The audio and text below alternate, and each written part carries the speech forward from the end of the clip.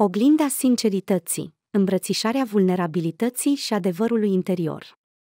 Într-o lume în care imaginea de sine și aparențele par a fi prioritare, sinceritatea și vulnerabilitatea devin virtuți rare și prețuite.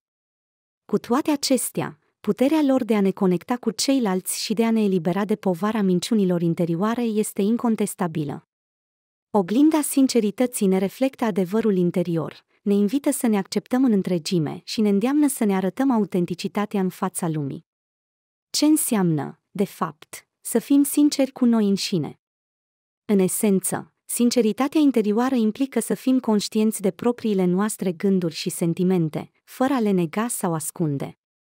De multe ori, suntem tentați să ne ascundem fricile, slăbiciunile și vulnerabilitățile sub un văl al aparențelor puternice. Cu toate acestea, în spatele acestui voal, lupta noastră internă rămâne nerezolvată și poate crește în intensitate până când ne va afecta comportamentul de zi cu zi. Îmbrățișarea sincerității interioare ne conduce spre vulnerabilitate, o trăsătură deseori înțeleasă greșit ca un semn de slăbiciune. Cu toate acestea, vulnerabilitatea reprezintă curajul de a ne deschide inima și de a ne arăta adevărata față, indiferent de riscurile pe care le presupune.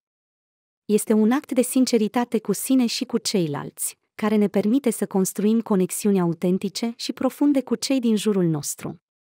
Atunci când ne îmbrățișăm vulnerabilitatea, începem să recunoaștem că suntem oameni, cu toții avem temeri, slăbiciuni și momente de îndoială.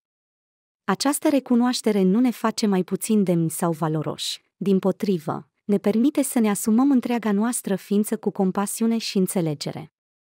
Prin urmare, vulnerabilitatea devine o modalitate de a ne conecta cu ceilalți într-un mod autentic, pentru că deschiderea noastră emoțională îi încurajează și pe ceilalți să facă același lucru.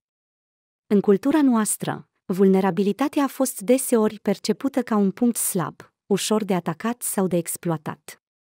Cu toate acestea, atunci când avem curajul de a ne arăta vulnerabilitatea, putem crea oportunități de creștere și învățare. Este un act de forță interioară să recunoști că nu ai toate răspunsurile și că ești dispus să înveți din experiențele și greșelile tale. Un alt aspect crucial al sincerității interioare este recunoașterea și acceptarea adevărului interior. De multe ori, ne mințim pe noi înșine, negând adevăruri incomode sau evitând să ne confruntăm cu aspecte dureroase ale existenței noastre. Adevărul interior este esențial pentru creșterea personală și transformare. Adevărul interior poate fi uneori dureros, poate dezvălui decizii greșite, atitudini nepotrivite sau convingeri limitative. Cu toate acestea, acceptarea acestor adevăruri este primul pas către schimbare și dezvoltare personală. Fără conștientizare sinceră, rămânem închiși în propriile noastre iluzii și nu avansăm în direcția înțelegerii depline a sinelui nostru.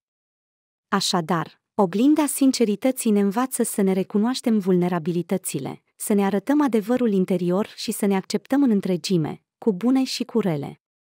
Când ne eliberăm de poverile minciunilor noastre, de temerile ascunse și de autoiluzii, devenim mai autentici, mai empatici și mai conectați cu ceilalți. În încheiere, sinceritatea interioară și vulnerabilitatea ne permit să fim mai autentici în fața lumii și să construim relații sincere și profunde cu cei din jurul nostru. În oglinda sincerității, descoperim că, în loc să ne slăbească, vulnerabilitatea ne conferă putere și că adevărul interior ne eliberează de povara minciunilor noastre. Așadar, să îmbrățișăm sinceritatea și vulnerabilitatea ca pe un dar prețios pentru propria noastră creștere și pentru a sprijini crearea unei lumi mai autentice și mai empatice cu ceilalți. Vă invităm să vă abonați la canalul nostru și să activați notificările pentru a fi mereu la curent cu cele mai recente informații și noutăți despre tulburarea afectivă bipolară, depresie și alte subiecte legate de sănătatea mentală. Prin implicarea voastră, putem aduce un impact pozitiv în viața celor afectați și putem construi împreună o comunitate bazată pe empatie și susținere.